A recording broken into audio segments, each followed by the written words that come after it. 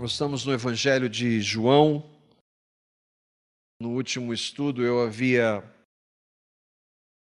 trabalhado algo que, meditando, nós fomos um pouquinho para o capítulo 8, demos um pequeno salto, do final do capítulo 6 e para o capítulo 8, quando nós tratamos ali da graça e da misericórdia do Senhor. E quando nós falamos sobre a realidade de todos nós pecadores, e que às vezes nós taxamos alguns pecados como mais graves, mas diante de Deus isso não existe. E agora eu gostaria de voltar no capítulo 7. Nós vamos iniciar o capítulo 7 em um tema que é algo muito difícil. E se a minha família não crer em Cristo? E essa é uma questão que eu faço regularmente. Eu penso muito sobre isso. E que eu admito que eu não sei como lidar com isso. Não sei. Pela graça de Deus, eu não questiono mais o Senhor. Não questiono. Já fiz isso na minha estupidez, imagina. Um ser insignificante, pecador, perto do Deus Todo-Poderoso, querendo questioná-lo. Mas hoje, pela graça de Deus, eu não mais questiono. Mas eu não consigo ver em situações como essas, nem consolo bíblico. Alguns vão negar a realidade. Sempre quando uma pessoa que, evidentemente, nunca creu no Evangelho, ouviu o Evangelho e rejeitou o Evangelho, morre, a gente quer tentar levar essa pessoa para o céu. É claro que não é nosso papel, em hipótese alguma, como cristãos, vibrar com isso, misericórdia. A palavra diz que Deus não tem prazer na morte do ímpio. Nós não temos alegria nenhuma em falar da condenação de quem quer que seja.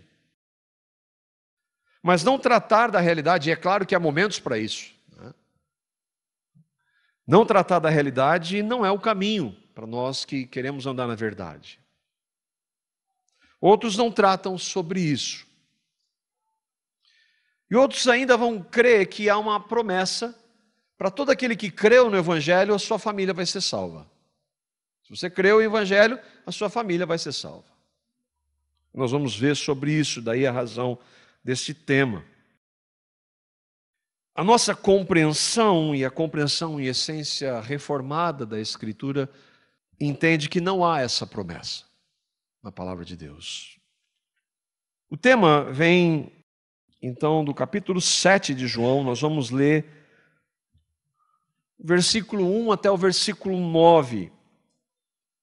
E nós vamos ver um contexto de uma família, e de que se essa família, alguns deles não creram, então não há nenhuma que às vezes não vá passar por isso, triste, mas tristemente. João capítulo 7, versículos 1 a 9, o texto diz: Depois disso, Jesus percorreu a Galileia, mantendo-se deliberadamente longe da Judeia, porque ali os judeus procuravam tirar-lhe a vida.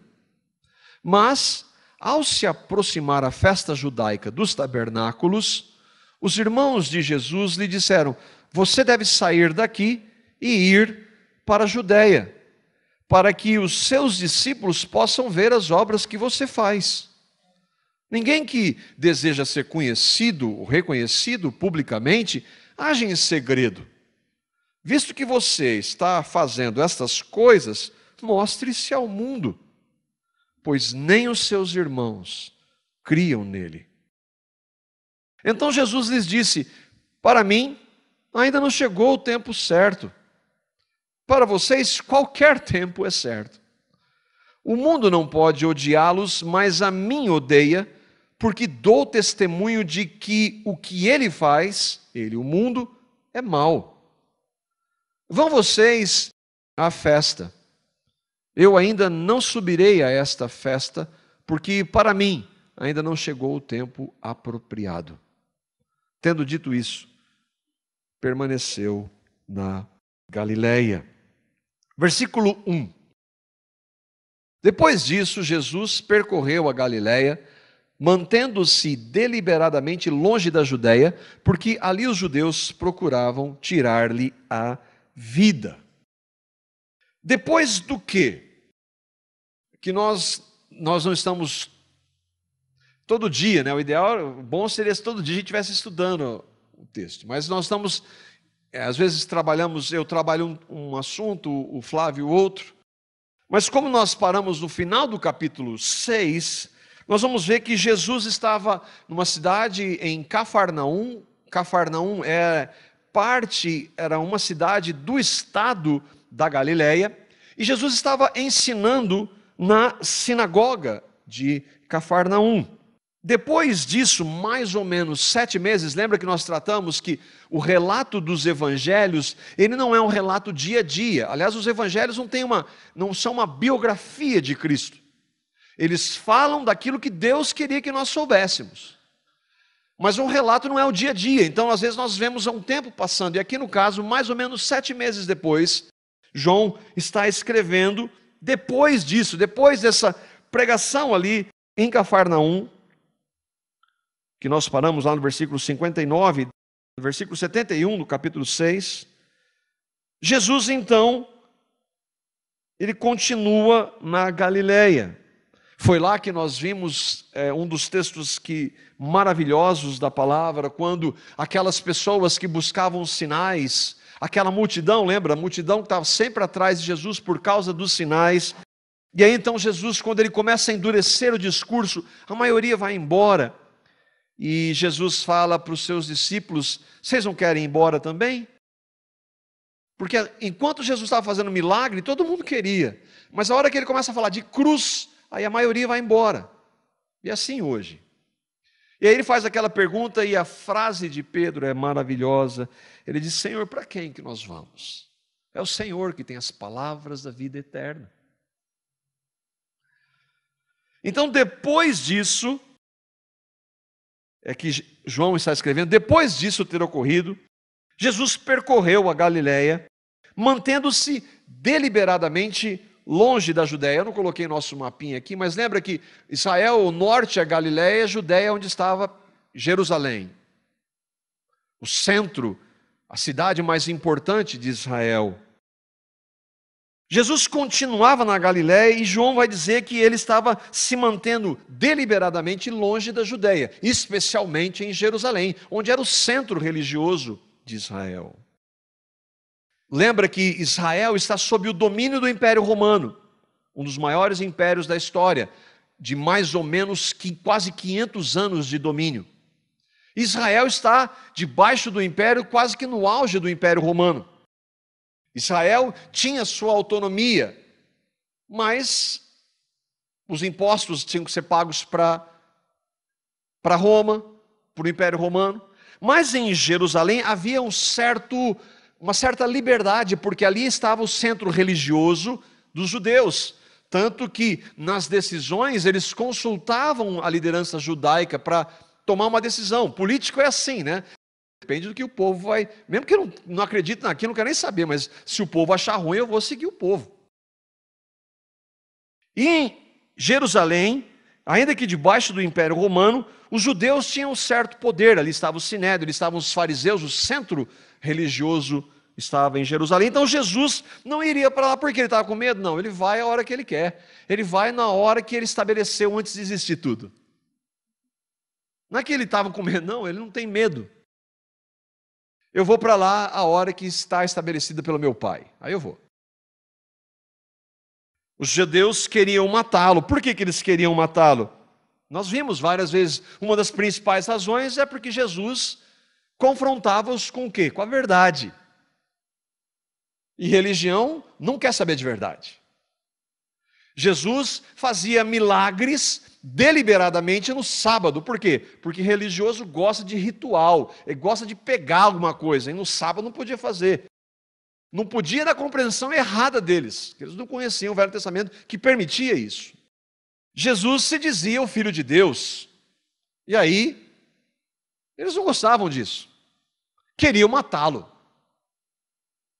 Aquele homem que nunca sequer uma palavra frívola saiu da boca de Jesus. Os versículos 2 a 5, o texto então continua. Mas, ao se aproximar a festa judaica dos tabernáculos, os irmãos de Jesus lhe disseram: você deve sair daqui e ir para a Judéia, para que os seus discípulos possam ver as obras que você faz. Ninguém que deseja ser reconhecido publicamente age em segredo. Visto que você está fazendo essas coisas, mostre-se ao mundo, pois nem os seus irmãos criam nele. Ao se aproximar a festa dos tabernáculos, o que era essa festa? Era uma das principais festas judaicas, estabelecidas por Deus no Velho Testamento. Tudo isso tinha o quê? Apontar para o autor maior de toda a festa, que é Jesus, mas ninguém conseguia ver. Ou a festa das cabanas. Por quê? Porque durante 40 anos no deserto, o povo não tinha onde estar, não tinha lugar fixo. Então eles usavam cabanas ou tendas. E era uma celebração, por quê? Porque eles estavam, apesar de estarem no deserto, eles tinham sido libertos de 400 anos de escravidão. Então os judeus lembravam disso. Eles só não conseguiam ver que todas aquelas festas apontavam para Cristo. Tanto a Páscoa como o Pentecostes. Tabernáculos, Páscoa e Pentecostes eram as principais festas. As três apontam para Cristo. Eles faziam festa todo ano, todo mundo ia para Jerusalém. Mas quando Cristo veio, eles não conseguiram ver. Aquela festa, o judeu gosta de festa, normalmente 7, 8 dias. Mas o ponto é que nós vemos aqui no texto que os irmãos de Jesus lhe disseram. E aqui é um dos textos que mostram que eu tenho que entrar nisso. Tem que entrar, não tem como fugir. O ensino católico romano da virgindade perpétua de Maria é falso. O que é isso? A Bíblia diz claramente que quando Deus falou com Maria, ela ficou grávida pela palavra do Espírito Santo. Ela estava desposada, noiva de José. Eles ainda não haviam se casado. Não tiveram um relacionamento sexual. Então, Deus falou e gerou o seu filho no ventre de Maria. Ela era virgem. Um milagre. Ninguém questiona isso, que crê na verdade. Mas acontece que, durante séculos, vários ensinos errados em relação a isso, valorizando aquela mulher que era agraciada, mas não que houvesse algo nela, ela foi agraciada porque Deus a escolheu. Começou a dar certo mérito para Maria, que foi uma mulher de Deus. E então, durante séculos, com concílios, com decisões do catolicismo, vários ensinos vieram. E um deles era que Maria continuou virgem. Ela nunca teve um relacionamento sexual. É incrível que, eu fiquei surpreso, Lutero, Calvino e Zwinglio, reformadores, acreditavam nisso também. Estavam errados. Até Calvino e Lutero erram também. A única infalível é a palavra de Deus. E a justificativa aqui, que é a palavra irmãos, então o que o catolicismo tenta trazer, é que a palavra irmãos no grego, lembra que o Novo Testamento foi escrito em grego, é a palavra adelphos, que pode significar irmãos ou primos ou parentes próximos. Mas na leitura, isso não se aplica. Há um pressuposto doutrinário errado, e aí pega o texto e tenta encaixá-lo naquilo. Há uma outra alternativa, então, mas E os filhos, porque eram filhos. Então, olha até onde chega para tentar justificar. José havia sido casado, teve filhos, aí ele casou com Maria depois.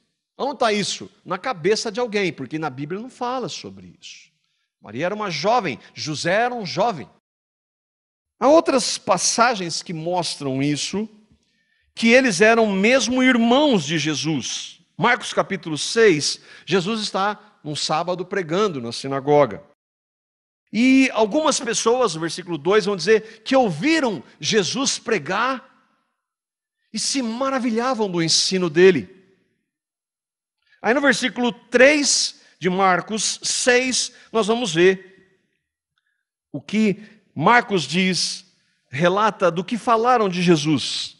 Quando ouviram Jesus pregando na sinagoga, falaram: não é esse aí o carpinteiro, filho de Maria? Aquele um lá, o carpinteiro, o José, o pai dele é carpinteiro, ele também foi ensinado na carpintaria como seu pai. Ele não é o carpinteiro? Ele não é o seu irmão Tiago?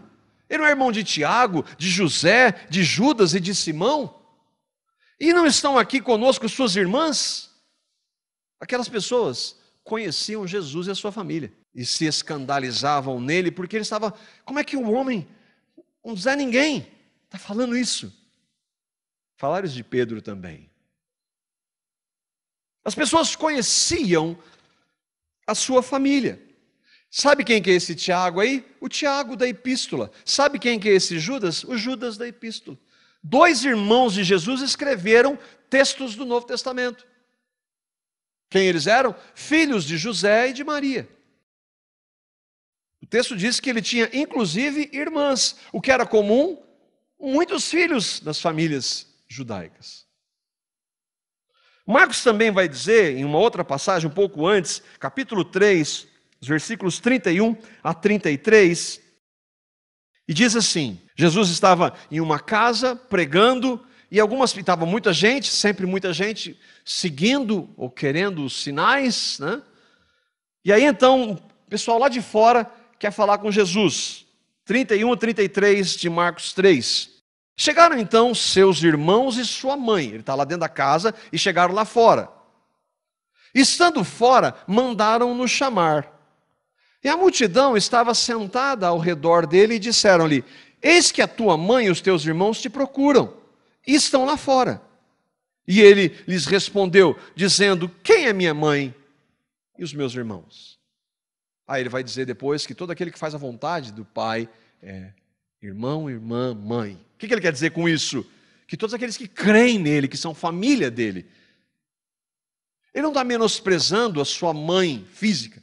O que ele está dizendo aqui, e aqui no caso ele está falando da sua mãe, e claramente dos seus irmãos, não tem nada a ver com o primo. Mas, quando eu quero encaixar alguma coisa, eu dou um jeito. Negar os irmãos que Jesus tenha tido, né, irmãos, é uma bobagem. Mas algumas pessoas vão dizer: mas o que é que tem, né? Essa frase, o que é que tem falar sobre isso? Quais as implicações para isso?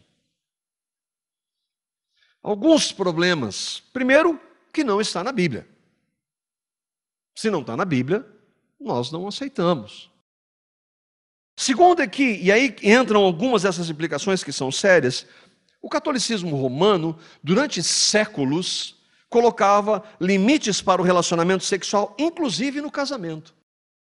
Tinha dias de santos para todos. Na semana tinha 5 dias de santo, que não podia ter relacionamento sexual, marido e mulher. Dia santo tal, não pode, não sobrava nada. Agostinho, que nós temos como referência, dizia que o casamento, ordenado por Deus, não é? Era para procriação. Por isso ele falava para os casais casados que era melhor não ter relacionamento sexual. Que era só para procriação. Mas depois de Jesus, José e Maria se casaram. E texto de Mateus, capítulo 1, versículo 25, vai dizer então, até o momento Até quando eles não tiveram um relacionamento natural criado por Deus? Mateus capítulo 1, versículo 25, diz assim: e José, o José entre a... Você vai ver que o texto mostra, não tem tempo de ler tudo, não a conheceu até que deu à luz a seu filho primogênito e pôs-lhe o nome por Jesus. O que ele está falando? José não a conheceu, o verbo conhecer é no sentido íntimo de relacionamento, e aí relacionamento sexual entre marido e mulher. E não é interessante, eu falei algumas vezes aqui, nós somos chamados para conhecer a Deus nesse nível de intimidade. Quer dizer, olha só, Deus usa em sua palavra o verbo para um relacionamento sexual entre um marido e uma mulher, que é algo lícito estabelecido por Deus, maravilhoso dentro do propósito, um homem e uma mulher. A religião começa a colocar limites para isso. Deus quem criou o sexo. Um dia perguntaram, o fruto era o sexo? O fruto proibido lá do jardim do Éden? Não.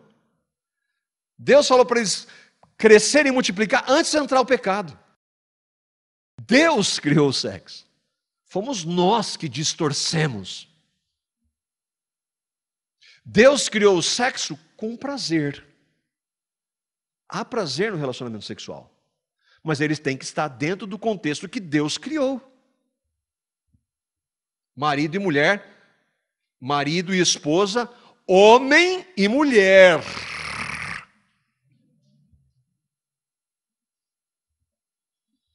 Então não era só para procriação.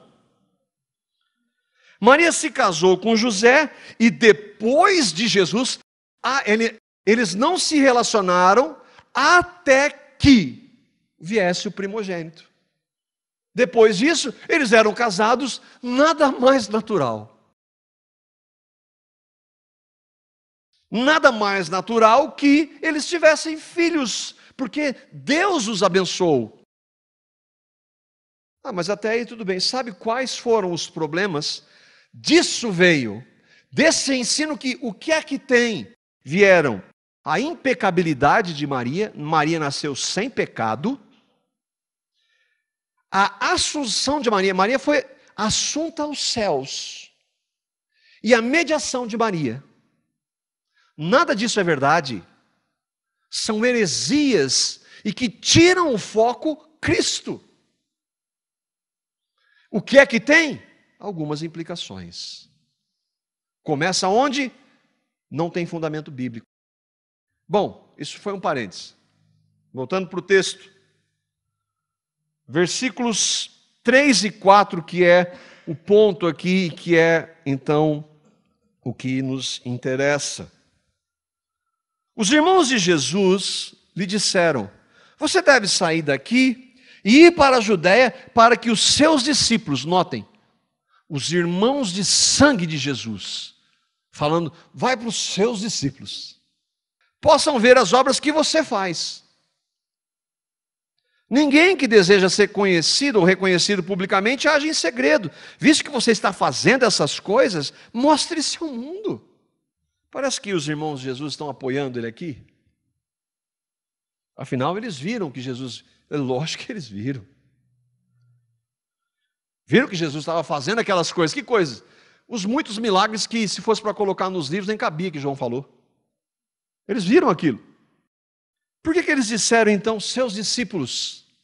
Vai com os seus discípulos. Porque eles não eram. Irmãos de Cristo, irmãos de Jesus, não creram nele. É o que o texto diz. Por que eles falaram isso? Por que eles disseram? Vai com seus discípulos, vai se mostrar. Por quê? Pois nem os seus irmãos criam nele. Os irmãos de Jesus, irmãos e irmãs, não criam que Jesus era o Cristo. Você já pensou nisso? Você sabe como eu fiquei abismado quando eu estava lendo essa semana sobre isso? Os irmãos de Jesus estavam duvidando. Eles estavam dizendo assim, se você é quem diz que é, vai lá para Jerusalém. Mas você não é Vai lá. O que você está fazendo aqui na Galileia? Vai lá no centro, na capital. Se mostre. Por que eles disseram isso? Porque eles não criam nele. Eles não viram milagres? Viram. Outra coisa, Jesus está aqui com 32 anos de idade. Esses irmãos aqui, muitíssimo provável, já são adultos. Sim ou não? Já entendem o que está acontecendo.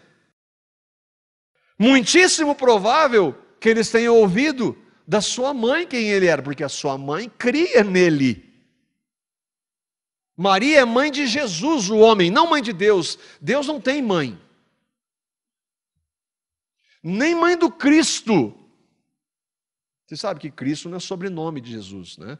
Cristo é o ungido, o Messias, o escolhido. Vocês lembram da multidão? Eles eram igual à multidão. Eram iguais às multidões.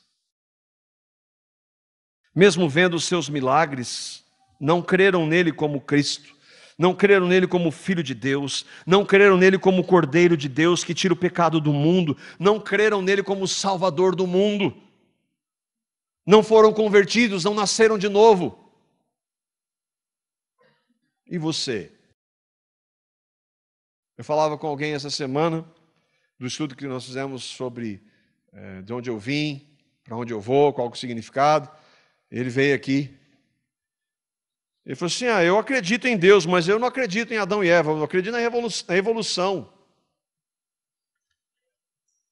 Jesus falou de Adão. Então Jesus está mentindo, você não acredita em Jesus. Não, eu acredito em Jesus. Acreditar em Jesus, todo mundo acredita, toda religião fala. Mas você que está aqui, crê em Cristo como Senhor e Salvador da sua vida. Você crê que naquela cruz, há 2000 anos, Ele fez você morrer.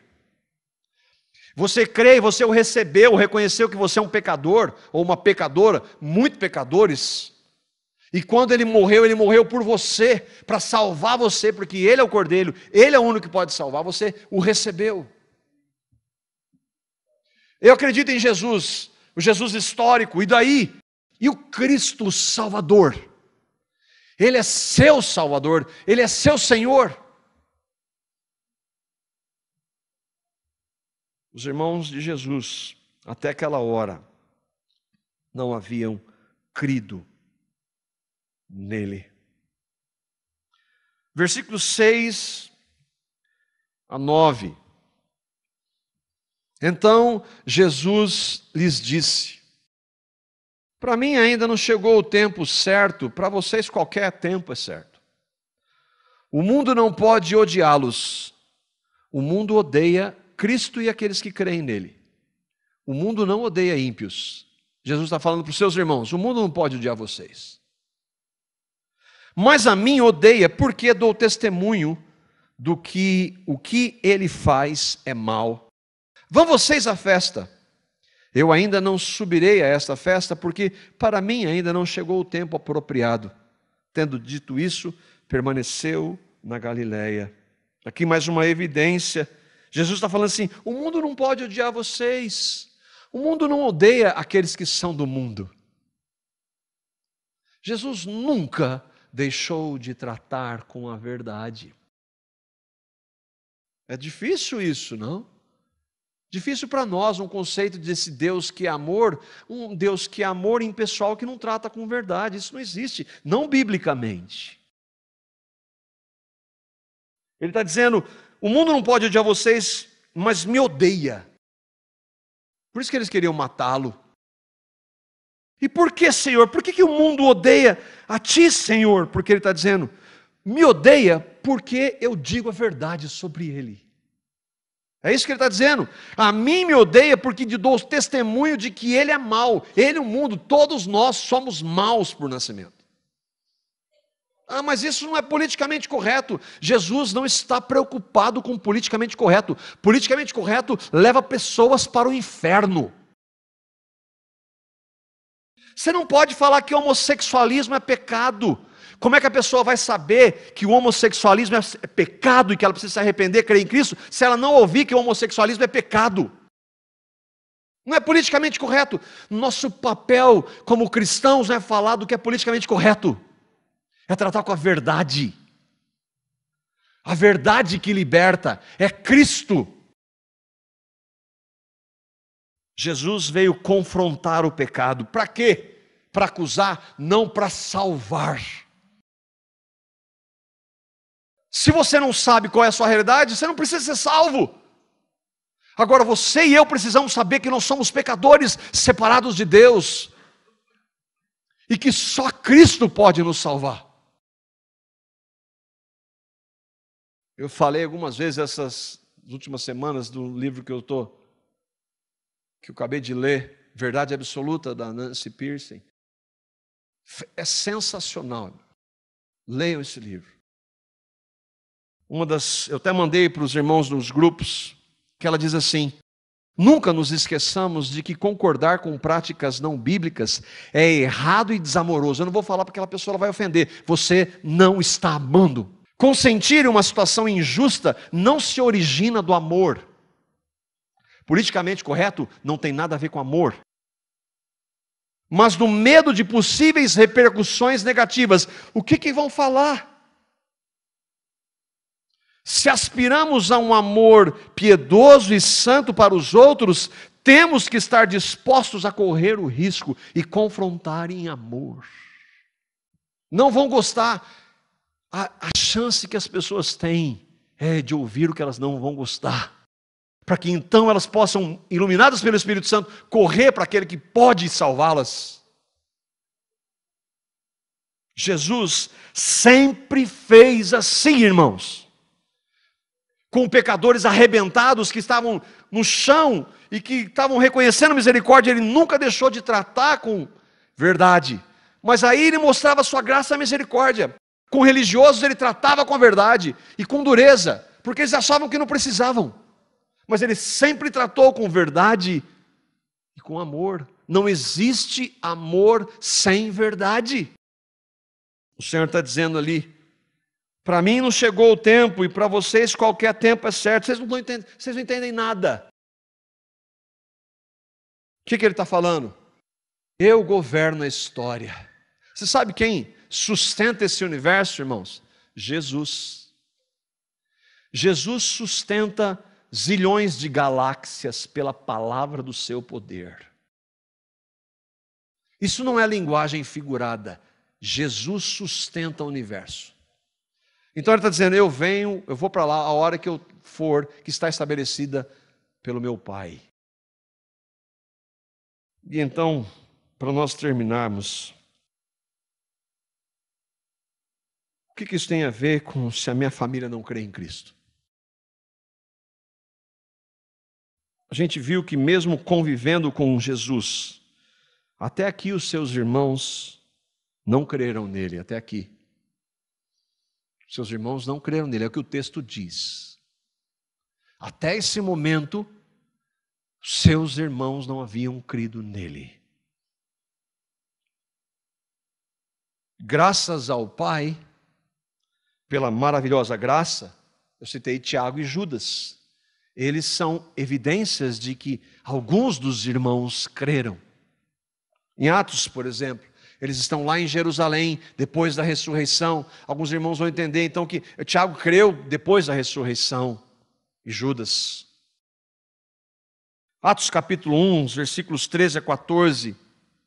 Eles estão esperando a promessa. Jesus falou assim: vocês fiquem aqui em Jerusalém até que venha o Espírito Santo. E ali então o texto diz, Atos 1, 13 e 14: e entrando subiram ao cenáculo onde habitavam Pedro e Tiago, João e André, Filipe, Tomé, Bartolomeu, Mateus, Tiago, filho de Alfeu, Simão Zelote, Judas, irmão de Tiago. Todos esses perseveravam unanimemente em oração e súplicas com as mulheres, as suas esposas, e Maria, mãe de Jesus, com seus irmãos. Nós não sabemos se esses irmãos fazem referência a Tiago e Judas ou se os outros creram. Mas pela graça, só pela graça, alguns deles creram. E a Maria, com Maria, que creu no Senhor desde o começo, ela estava grávida. Aí ela foi dizer: está grávida de Deus. Vocês conseguem ver? Poxa, era uma solteira grávida. Naquela época, isso era inadmissível. José queria deixá-la. Isso é fé, irmãos. Ela creu no Salvador dela. E ela está ali com os irmãos, que podem... Irmãos, nós sabemos, a nossa língua pode ser plural de irmãs e irmãos. Nós não sabemos os demais. Mas de concreto é que o que eu quero chegar aqui é que, irmãos, não há promessa de salvação para toda a família.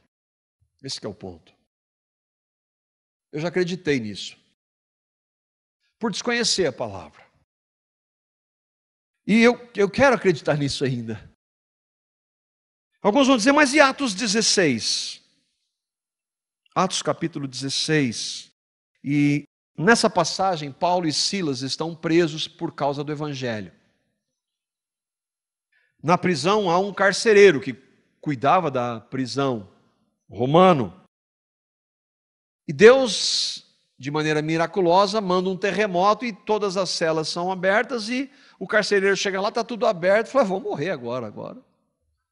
Mas eles estão todos lá ainda, eles não foram embora.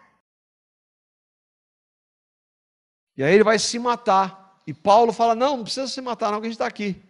Estou aqui, não saí não. Deus, quando vai salvar alguém, Ele usa os métodos. Ele tinha um propósito para aquele homem e para a família dele. Então vem a questão que nós usamos, Atos 16, 30 a 31. E tirando-os para fora, o carcereiro tirando Paulo e Silas para fora: senhores, que é necessário que eu faça para me salvar? Ele sabia que eles eram pregadores de Cristo, do Evangelho. O que eu vou fazer então para me salvar? Eles disseram: crê no Senhor Jesus Cristo e será salvo tu e a tua casa. Então quer dizer que se eu crer, você é salvo minha e minha casa. É isso que o texto está dizendo? Não. Que se você crer, e se os da sua casa crerem, então eles serão salvos. O texto continua, versículo 32. O que aconteceu? Então eles pregaram a palavra de Deus a ele, o carcereiro, e os da sua casa foram lá e pregaram. E o que aconteceu depois? Versículo 33. Naquela mesma hora da noite, o carcereiro lavou as feridas deles, e em seguida ele e todos os seus foram batizados. Eles foram salvos porque creram em Cristo. Não tem salvação por osmose. Eles creram. Eles entenderam o Evangelho. Por isso foram batizados, se arrependeram. Agora o carcereiro está numa situação pior do que ele estava antes. Que agora ele é um cristão. Mas ele está preocupado com isso? Não. Só são salvos aqueles que creem em Cristo. A promessa é para aqueles que creem em Cristo. Isso que é a dificuldade nossa. Eu olho para o meu filho de 4 meses. E a minha oração por ele e pelos meus 2 filhos é que o Senhor os salve. Eu falo do Evangelho para eles, a gente fala do Evangelho. Mas eles precisam crer no Evangelho. E na minha família tem um monte de gente. Não há uma promessa de que eles vão ser salvos. E agora? Desespero? Romanos capítulo 10, esse é um dos textos que mexe comigo. É Paulo falando aqui, pregador do Evangelho. Romanos 10, 1. Ele diz assim, ele está falando por meio da carta aos irmãos cristãos em Roma. E ele está falando assim: irmãos, o desejo do meu coração E a minha oração a Deus pelos israelitas é que eles sejam salvos. O desejo do coração de um cristão genuíno é que a sua família seja salva.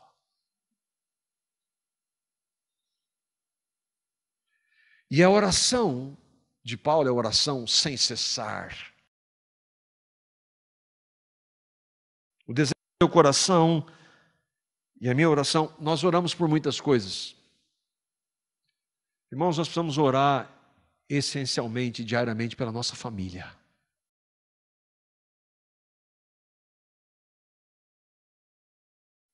Clame a Deus pela sua família. Paulo disse, sabe quando que Paulo escreveu isso aqui? Depois de Romanos 9,15. Sabe o que Romanos 9,15 diz? Deus diz, eu vou ter misericórdia de quem eu quiser ter misericórdia. Mas como é que você encaixa isso? Eu não faço a menor ideia, mas ele manda nós orarmos. Ele está falando, eu oro, ele acabou de falar de soberania de Deus, mas eu oro, eu clamo a Deus. Paulo pregava a soberania, cria na soberania, na eleição, na predestinação. Ainda assim, desejava de coração e orava pela salvação de seus conterrâneos, a família aqui ou não? É claro que há. Mas não é contraditório? Crer na palavra de Deus nunca é contraditório. Eu e vocês não entendemos, então quando eu não entendo eu jogo fora. Isso é absurdo, não é? A palavra de Deus diz, então eu creio, ainda que eu não entenda. O que nós vamos fazer? Nós não podemos salvar os nossos familiares. Não há promessa de que eles serão salvos. O que eu faço? Eu vou pegar a palavra de Deus, que diz isso aqui, e vou orar por eles. E vou clamar. E ter a oportunidade, vou falar de Cristo, do Evangelho. É o que nós somos chamados a fazer. O Spurgeon. Essa frase eu achei maravilhosa, o irmão mandou. Eu mandei também para o grupo.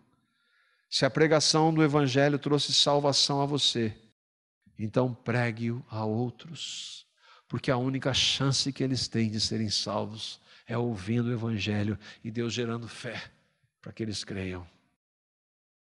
Pregue o Evangelho, clame ao Senhor do Evangelho e entregue as vidas dos seus familiares para Ele que pode. É isso que a palavra de Deus diz, irmãos. E é isso que nós somos chamados para fazer. E que o Senhor tenha misericórdia de familiares meus que ainda não creem, que rejeitam o Evangelho, que tenha misericórdia de familiares seus que ainda não creem e que rejeitam. Se eu e vocês cremos hoje, Ele pode salvar.